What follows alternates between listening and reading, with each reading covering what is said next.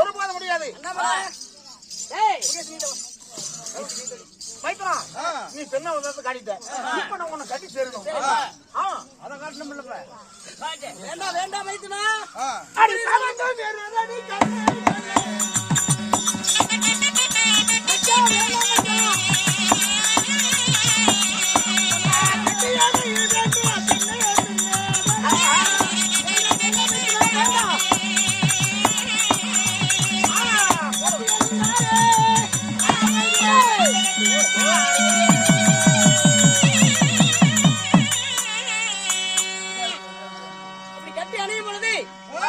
சிவபெருமானின் வீரிய விந்து வெளிப்பட்டது.